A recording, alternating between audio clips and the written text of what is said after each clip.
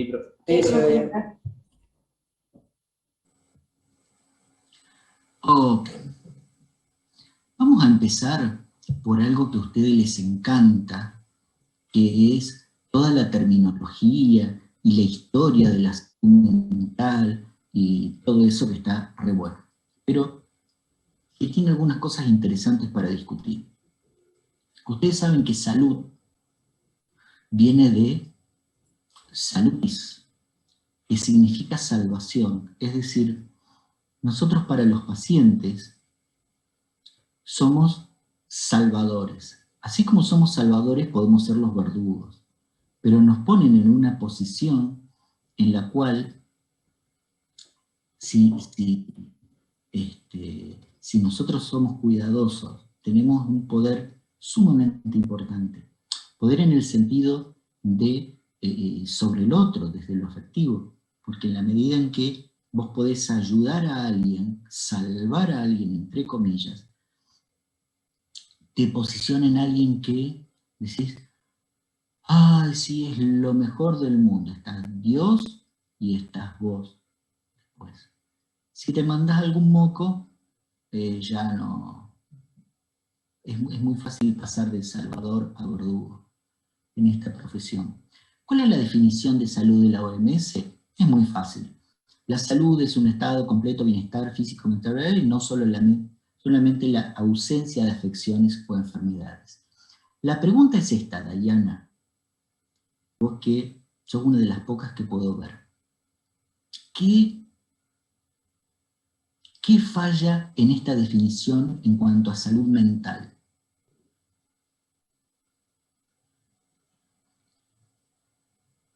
¿No sirve para hablar en psiquiatría o...?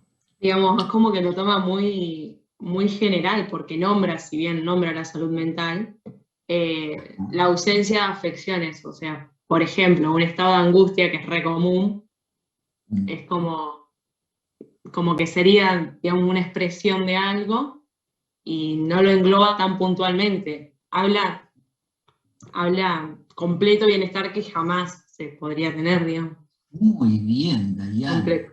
Está estudiada para la clase de hoy. Tiene que ver No. con esto. Es difícil estar siempre en un completo bienestar, porque todo el tiempo nos están pasando cosas. Recién nos quejábamos del horario, y porque tenemos que comer, y porque la profe no sé qué cosa, y que tenemos que estudiar después para el parcial, y todo el tiempo estamos en exigencias, que no quiere decir que estemos en enfermedad, pero sí que nos movilizan desde el punto de vista de la ansiedad. Y eso en personas predispuestas puede alterar y sí provocar algún tipo de patología.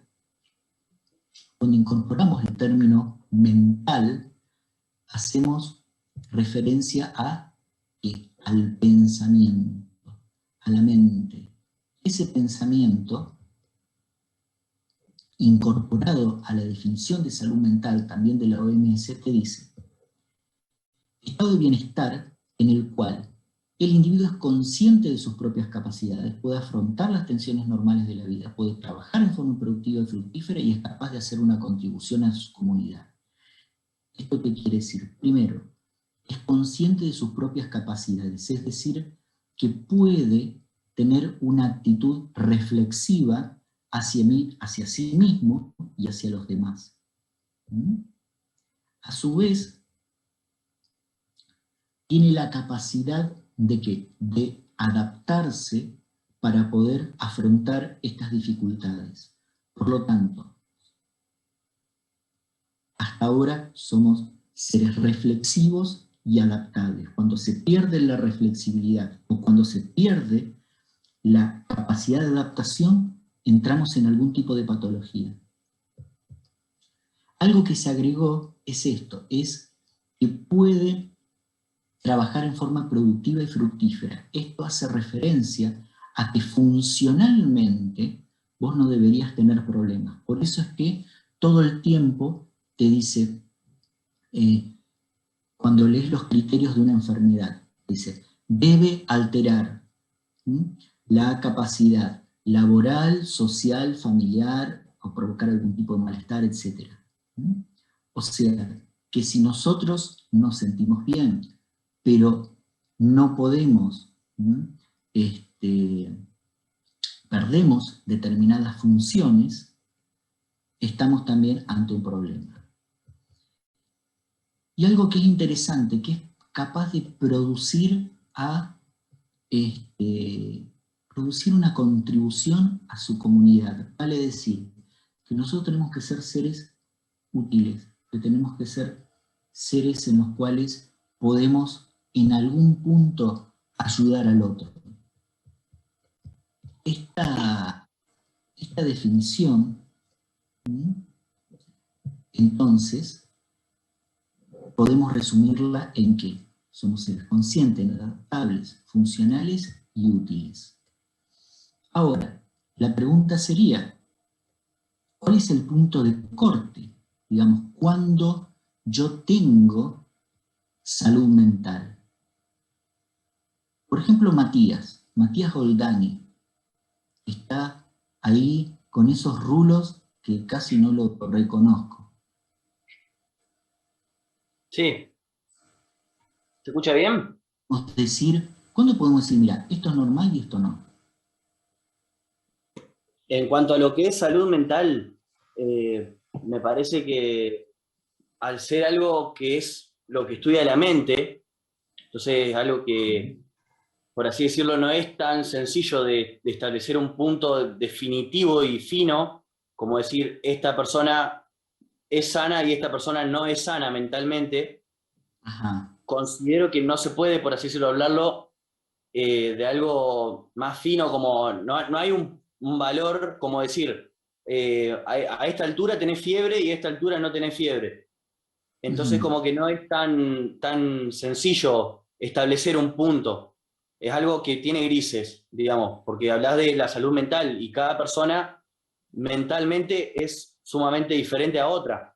No obstante, existen, digamos, ciertos patrones de normalidad que toda persona, como recién estaba comentando usted, tiene con respecto a la capacidad de razonar, de reflexionar, de saber persuadir y decidir sobre qué está mal y qué está bien. Eso Mati, es lo que yo considero. Bien. Mati, ¿vos te dedicás a la política? No. Bueno, porque dijiste un montón de cosas, pero no dijiste nada. Pero está muy bien, Mati. Está muy bien. Porque vos dijiste en un momento algo que es sumamente importante, cuando hiciste la comparación con el aspecto clínico. En la parte clínica, vos tenés fiebre y sabés, tenés fiebre o no tenés fiebre si pasás un número. Pero acá, ¿cómo medís la angustia? ¿Medís la cantidad de lágrimas que cayeron? O sea, es muy difícil poder objetivar. Entonces, ahora, vos necesitas un punto para saber cuándo yo le prescribo un ansiolítico o no. Para eso... No tiene que ver con, digamos, cómo afecta la vida cotidiana de la propia persona. Esto que estábamos hablando de la adaptabilidad de la persona en cuanto a su contexto social, a su, digamos, a su trabajo, a todo lo que respecta, digamos, a su vida. A eso vamos, Camille Justin. Camille Justin dijo algo que es sumamente importante y que viene, si no me equivoco, en la filmina que sigue.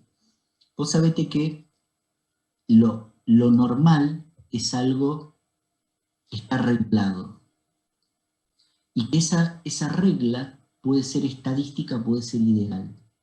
¿Cómo es esto? La normalidad estadística es cuando vos tenés por frecuencia algo. Por ejemplo, lo normal es que en esta comisión la altura sea de 1,70 m. Por ejemplo, entonces tenés 3 divisiones estándar, si vos te vas de ahí, ya perdés la normalidad. Es una cuestión de frecuencia. Esto no lo podemos pasar a salud mental, ¿por qué? Porque si yo te digo, ustedes son muy chicos, pero cuando sean más grandes, por ahí van a ir a lugares que se llaman confiterías, y que ahí la gente suele ir a tomar alcohol.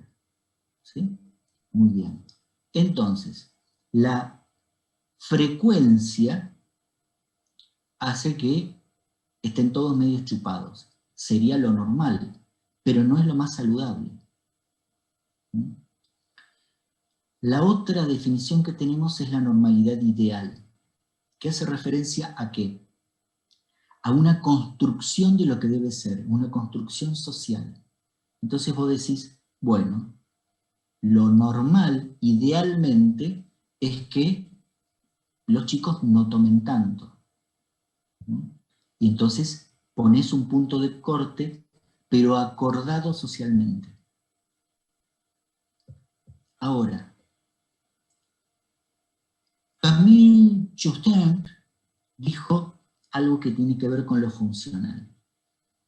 No solamente perdemos salud cuando hay una alteración en la función, sino cuando hay algún sufrimiento. ¿Sí? La persona viene y te puede decir, mira, yo trabajo, hago todo, pero me quiero morir. ¿Mm? La persona está sufriendo, está, por ejemplo, con un cuadro melancólico. ¿Mm? Por otro lado, puede tener una desadaptación, es decir, yo no logro mezclarme con gente, no puedo hablar con gente porque me pongo nervioso, me bloqueo. ¿Mm? Aunque funcionalmente, si estoy solo, funciono bien. Puede haber irracionalidad o incomprensibilidad. ¿Esto qué quiere decir? Los otros días me vino a ver un chico que no podía mirarme a la cara, no podía levantar la mirada, sumamente nervioso, angustiado, con mucha vergüenza, porque decía, yo me miro al espejo y no me reconozco, no sé quién soy, la cara no es mía. ¿Mm? Puede haber una pérdida de control. La pérdida de control no solamente hace referencia a los impulsos, sino también yo puedo perder el control de los pensamientos. La cabeza me trabaja un montón y no puedo pararla. ¿Mm? O puede haber una violación de las normas sociales. Personas que no tienen nada de esto, pero rompen con lo establecido. ¿Mm? Esto suele verse en los trastornos de personalidad. No obstante, en todos hay algún tipo de disfunción. Hay elementos de la normalidad, es decir, no solamente uno lo tiene que ver desde lo patológico, sino lo podés ver desde lo saludable. Cuando yo tengo actitudes positivas hacia vos mismo. Es decir, esto lo podés ver sobre cómo está tu autoestima. Capacidad de crecimiento y desarrollo, autonomía, percepción adecuada de la realidad, competencia ambiental, relaciones interpersonales positivas. Es decir, yo me puedo considerar una persona saludable cuando tengo todo esto funcionando de manera óptima. ¿Estamos hasta ahí, Yanja? Excelente. Muy bien. Sí.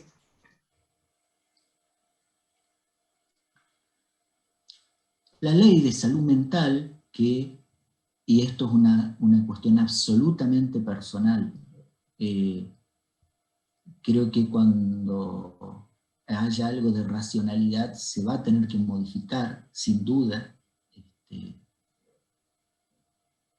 Te dice que es un proceso determinado por componentes históricos, bla, bla, bla, bla, bla, bla, cuya perseveración y mejoramiento implica una dinámica de construcción social vinculada a la concreción de derechos humanos y sociales. Es decir, es una definición más política y social que médica. Por lo tanto, si uno tiene que tener conocimiento de ello, realmente deja un poquito que desear. Porque no siempre es un proceso. no siempre vos sos el resultado de una situación, sino que podés tener una experiencia muy traumática y eso generarte un cuadro. Vos venís manejando, tenés un accidente de tránsito, muere la persona, tus amigos que están al lado, vos, no es un proceso. Entonces, y con respecto a la construcción, digamos, no siempre vos hacés lo que hacés porque querés hacerlo. Muchas veces vos te vas a encontrar con pacientes que dicen, yo quiero pero no puedo. Y realmente no pueden. ¿Por qué? Porque cuando un tipo está deprimido y vos le decís, dale, poné voluntad, vamos a hacer, no tiene voluntad. Tiene apagado su corteza prefrontal. Por lo tanto, hay cosas que, aunque quiera, no puede. Un tipo que tiene pánico, ¿sí? Quiere salir, quiere presentarse un examen, pero va y se bloquea, realmente no puede, hay un sufrimiento.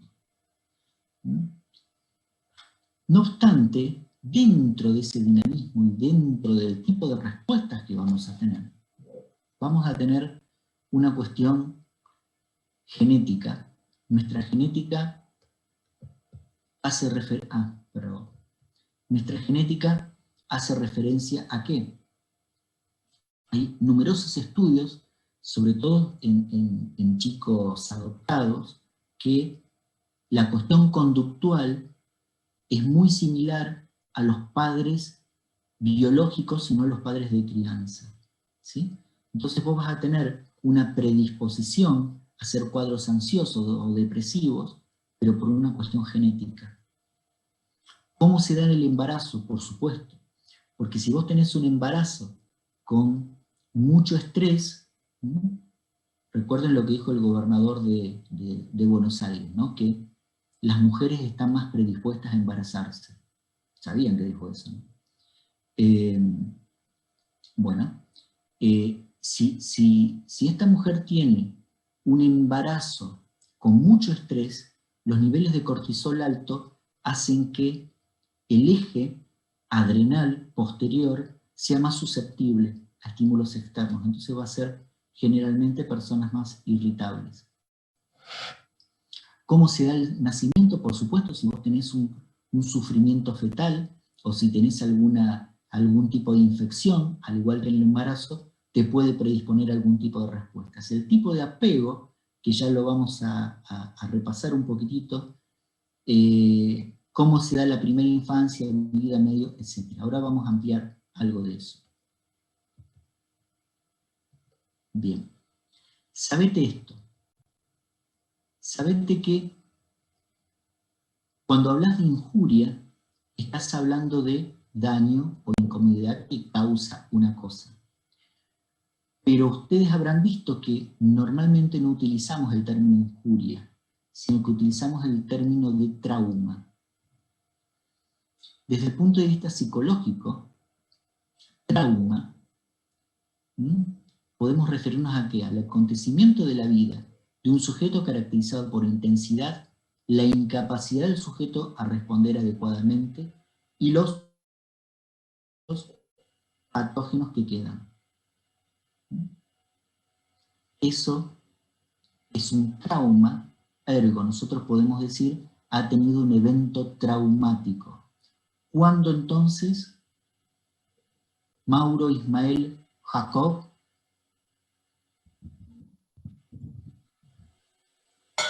¿Cómo va? Ajá. Bien. Hace calor, ¿no? Por allá. Sí, es que estaba por eso sin la cámara. Ajá. No pasa nada. Sí. ¿Cuál era la pregunta? ¿Me puedes repetir? Sos un padre, Mauro. ¿Cómo repetir la pregunta? Escuchá, atentamente, escuchá. Entonces, ¿cuándo podemos hablar de evento traumático? Cuando el paciente tiene como decimos, un efecto a esa injuria que se le produjo, un efecto en la organización psíquica.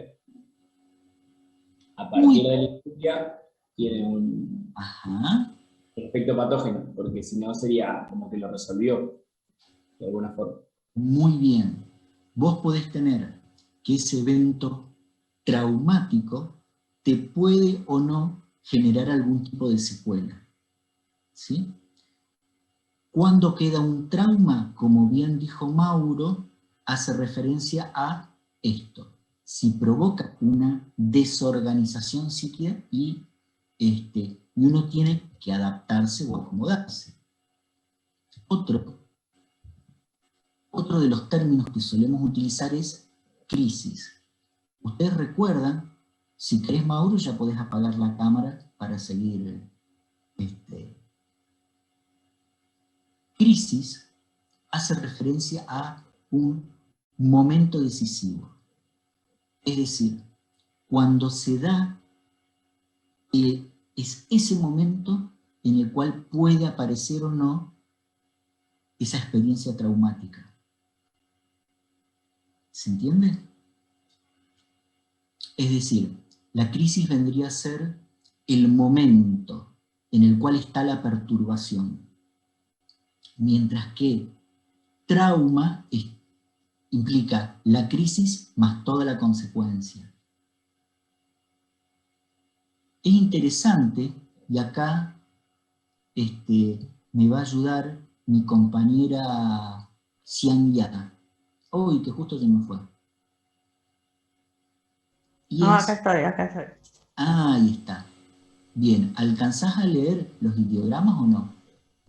¿Sí? ¿Y qué Está en dice? chino simplificado. Como Muy acá bien, dice, peligro y oportunidad. muy bien. Porque tengo entendido que la palabra crisis, en realidad, según los budistas, y corregime, no existe, sino que tienen una lectura en cuanto a la vida de que esta situación es en realidad una oportunidad de cambio frente a un peligro. Muchas veces desde el punto de vista occidental, nosotros frente a este peligro ya lo vemos como un problema y demás, pero desde los orientales lo ven como una oportunidad para crecer o para mejorarse. ¿Es así, Xian Ya? Sí, capaz desde el punto de vista, como usted dice, de lo budista. Yo del budismo, la verdad, no tengo tanto estudiado, la verdad. Bueno, nos vamos a poner a estudiar budismo, Xian Ya. ¿Te Bueno, parece? cuando tenga tiempo. Bueno. Por supuesto que tenemos factores resilientes. Así como tenemos factores de vulnerabilidad, tenemos factores de resiliencia. Todos saben la definición de resiliencia, y si no, la charlamos, pero esa resiliencia, recuerden, no solamente es biológica, que vos la traes, hay personas que naturalmente son más resilientes que otras, sino que además podés construir resiliencia. ¿Sí? Esa construcción de resiliencia es lo que nosotros tenemos que enseñarle, no solamente a nuestros hijos, sino también a nuestros pacientes. ¿De qué te andás riendo, Matías? Sí, contanos, Matías.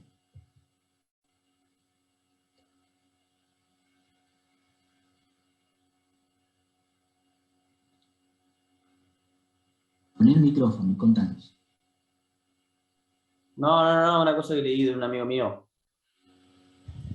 ¿En el chat? Sí, pero justo lo leí y se me fue. Ay, qué lástima. Bueno, escuchá. La cosa es así. Cuando vos estableces una relación médico-paciente, tenés algunos objetivos. ¿Sí? ¿Cuáles son? ¿Cuál es la importancia de tener una buena relación con tu paciente?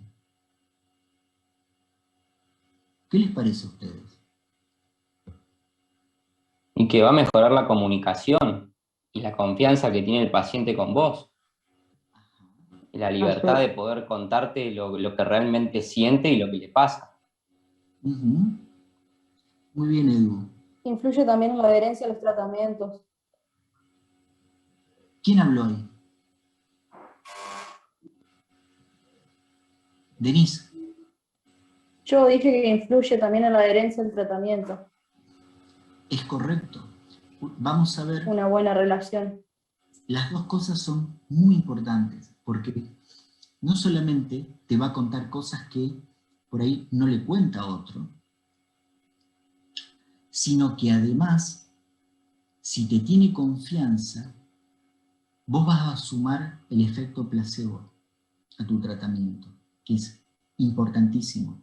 Y la cantidad de efectos secundarios disminuye enormemente cuando tienes una buena relación.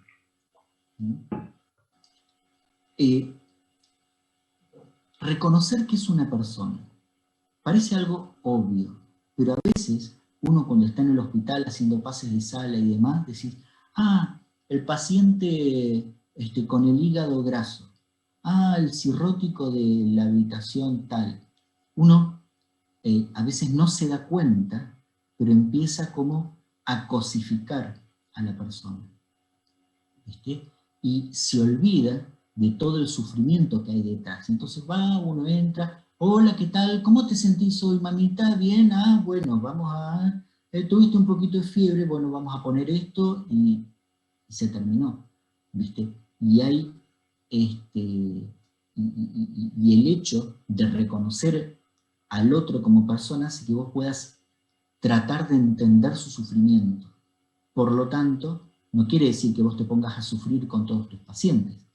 Significa que puedas tratar de tener un discurso en el cual el otro se pueda sentir contenido. ¿Está? Evaluar tanto el cuadro como la historia del paciente. A veces uno se queda solamente en los antecedentes de la enfermedad actual, pero la historia te puede, estamos hablando siempre de salud mental, ¿no? Pero la historia te puede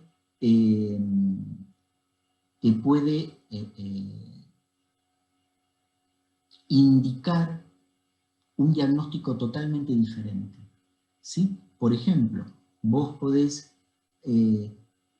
atender a un paciente por un cuadro depresivo que no funcione, resulta ser que es una bipolar. Tener en cuenta la familia. La familia es importante no solamente porque te va a preguntar y se va a meter y puede interferir en el tratamiento.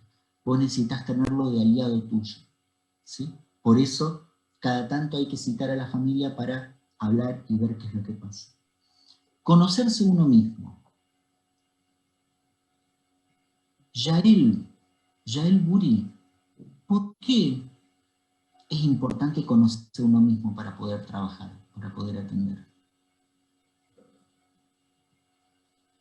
Conocerse a uno mismo. Sí, Creo que podría llegar a interferir en las... No, la verdad no sé. Conocerse a uno mismo para poder hacer la relación médico-paciente. No importa, Lucía te va a ayudar, Lucía Musulmana te va a ayudar. Y yo pienso que es importante conocerse a uno mismo para poder establecer bien la relación médico-paciente y poder responder de alguna buena forma en esa relación.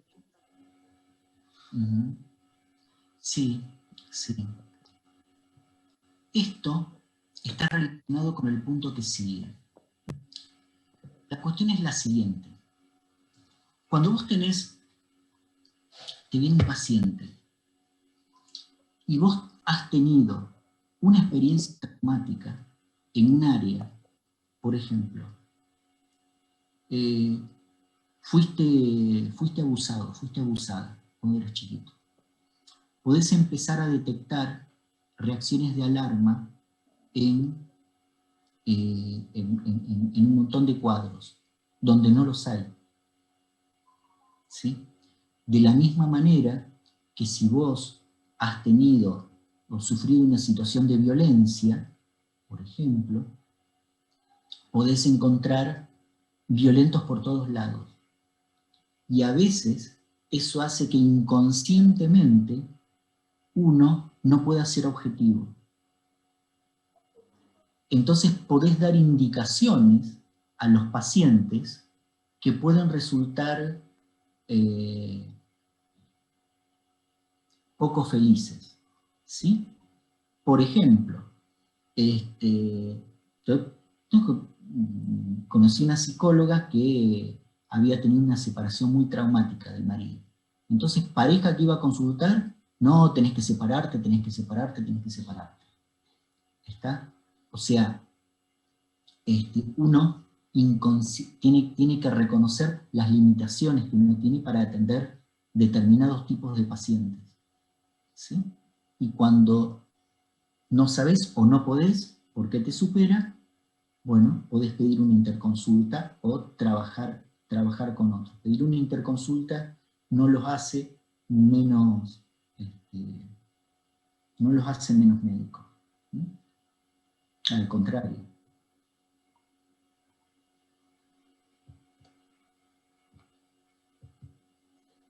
Lucía Musurana, ¿tenés algo que ver con Jorge? No, nada. No sé quién es tampoco. Ah, bueno, es Jorge Musurana. Sigamos.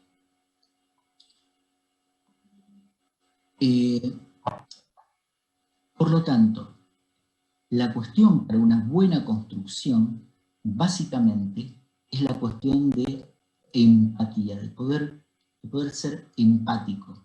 Hay gente que naturalmente es empática, que se puede poner en el lugar del otro, ¿viste? Y rápidamente conectarse, y hay gente que no puede.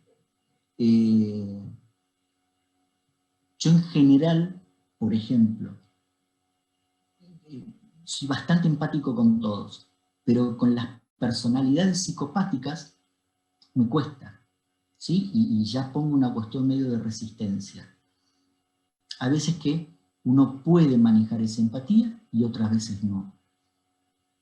No obstante, si uno tiene una mirada humilde, si uno tiene cierta habilidad para escuchar, si uno presta atención a determinados detalles, si uno es cálido y demás, bueno, va a construir rápidamente una buena relación.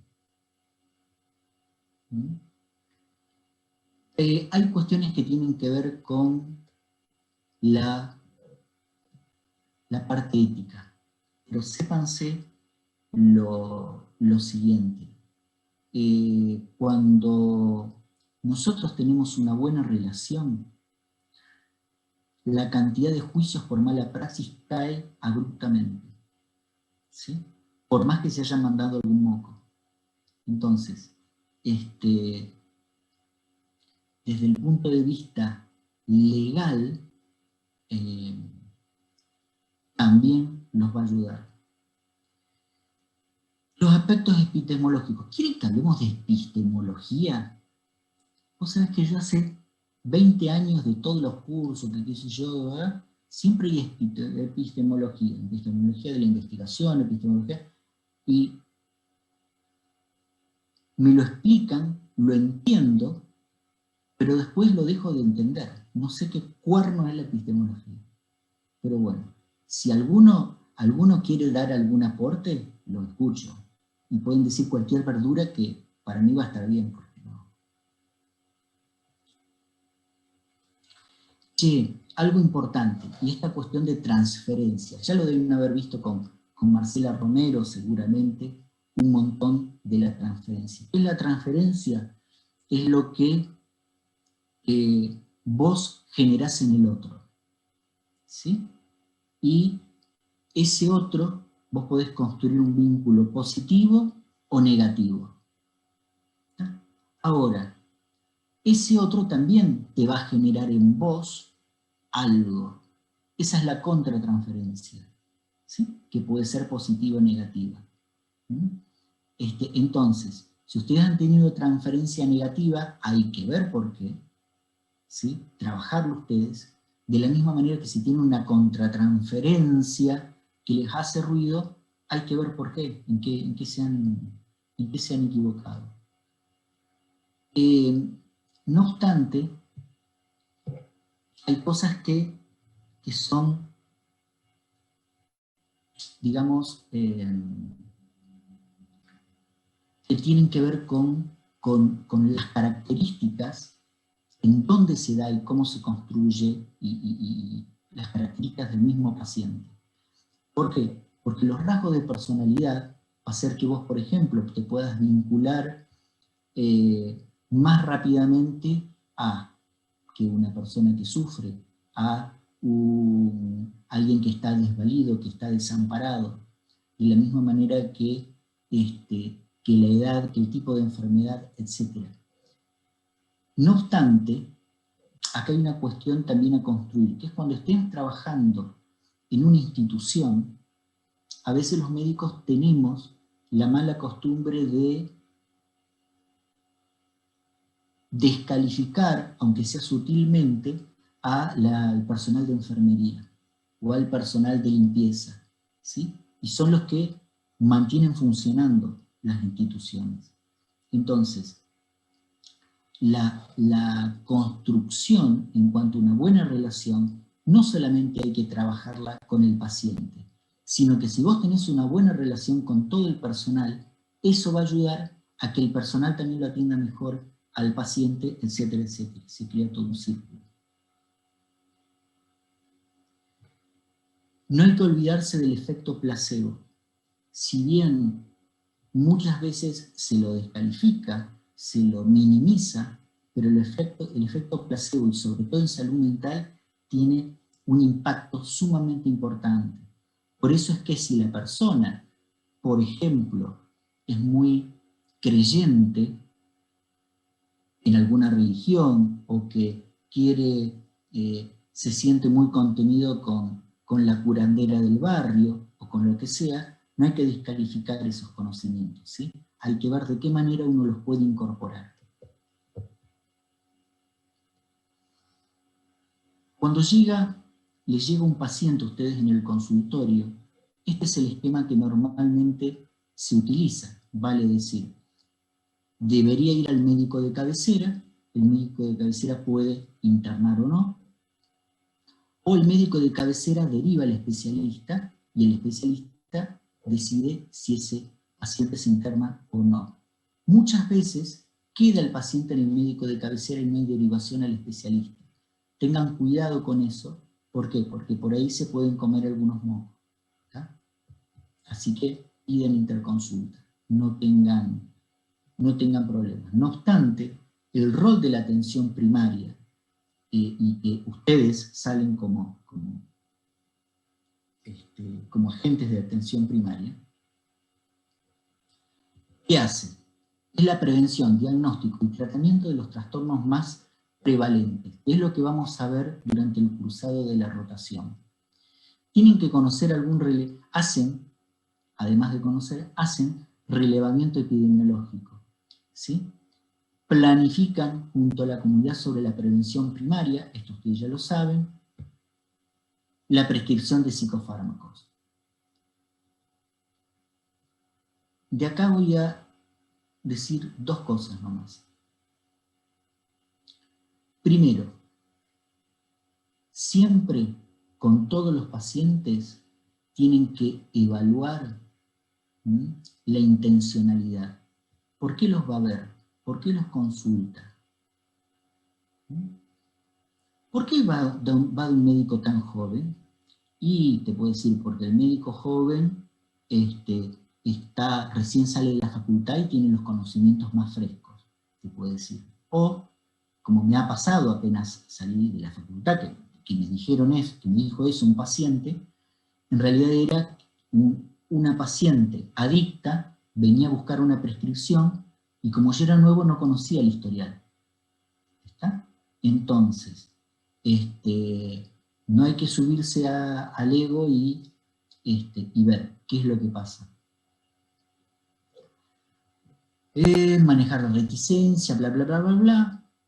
Muchas veces, para poder lograr una aceptación al tratamiento, uno tiene que utilizar recursos novelescos.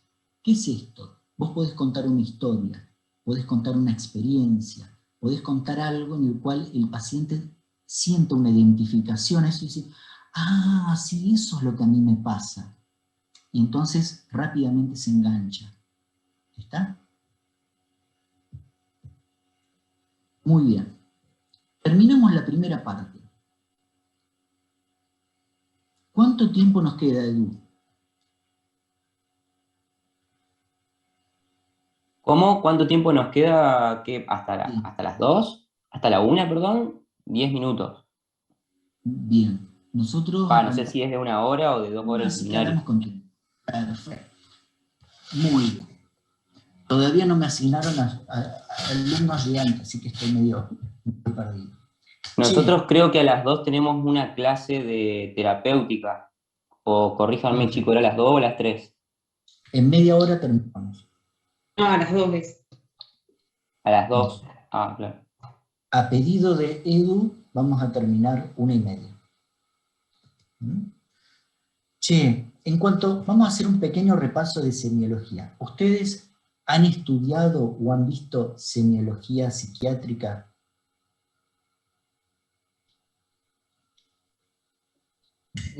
No mucho. No mucho. Realmente Creo que no. fue algo en tercero nomás. Claro. Y ahí se cortó. Claro. Claro, verlo sí, pero estudiarlo no. Ajá. Ah, Sofi, no te había visto. Bueno. En cuanto a la semiología, esto es así. Vos tenés diferentes tipos de clasificaciones y diferentes formas de hacer semiología. ¿Cuál sirve? No importa cuál. Todas son válidas. Lo importante es que logres evaluar todas las áreas. Esta es una clasificación que es la clasificación que hizo Caponi, es un chileno. La parte de semiología está buena y el libro de semiología de Caponi está libre en PDF, o sea que lo pueden tener a mano. Y lo bueno del librito es que cada término les da un ejemplo. Entonces es muy fácil de entender, si no solamente les tira la definición. ¿Cuáles son las cosas que tienen que evaluar? Sensación, percepción, pensamiento, afectividad, psicomotricidad, conciencia, inteligencia, bla, bla, bla, todo lo que está acá en el listado. Que si ustedes quieren yo lo puedo subir al entorno para que lo puedan tener a mano. Y esto es así. ¿Cómo se construye una historia clínica de un paciente normal, por ejemplo? Paciente lúcido con la atención conservada. Hoy ya estás hablando de conciencia, estás hablando de atención, está orientado temporoespacialmente, auto y alopsíquicamente, es decir, todo lo que tiene que ver con los instrumentos de vivenciar están bien. Pensamiento con estructura y ritmo conservado sin elementos sobreagregados, sin trastornos sensoperceptivos. Todo lo que tiene que ver con pensamiento y sensación está normal. Eutímico, afecto normal. Tranquilo, psicomotricidad normal. Memoria conservada. Es decir, esto es una historia clínica de un tipo que no tiene nada. ¿A qué hace referencia lo de sin elementos sobreagregados? ¿Perdón? No escuché. ¿A qué hace referencia? ¿Qué cosa? Dijo, ¿a qué hace referencia cuando dice no existen elementos agregados en pensamientos? Ah, perdón. Ahora, cuando charlemos un poquitito, vamos a ver que el pensamiento puede tener interceptaciones o que puede haber algún tipo de alucinación en la memoria, o que puede tener algún tipo de pararespuestas y demás. Por ejemplo, yo puedo estar hablando normalmente y de pronto empiezo a meter alguna palabra que no tiene sentido, que no tiene ninguna finalidad. ¿Sí? Bien. O puedo, por ejemplo, decir, yo tengo, si yo te pregunto, Dayana, ¿qué edad tenés? Y vos me contestás, hoy hace mucho calor y hay algo de humedad. Es una respuesta que tiene un pensamiento, ¿sí?, con una estructura y un ritmo conservado, es decir, la forma del pensamiento está normal, habla normalmente, es coherente, pero su respuesta no tiene nada que ver con lo que le pregunté. ¿Sí? Eso es lo que es una para-respuesta. Chamo. Mi hija se va a la escuela, perdón.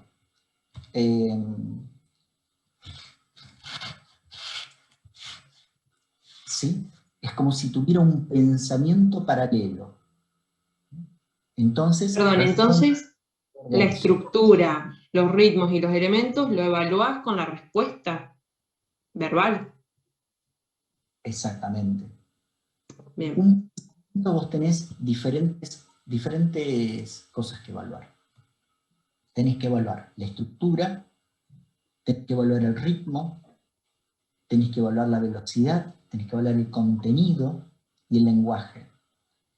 Entonces, de acuerdo a cómo te contesta, vos hablas de la estructura, pero lo que te contesta, estás viendo el contenido. ¿Sí? Porque podés tener un pensamiento, como dijimos, respuestas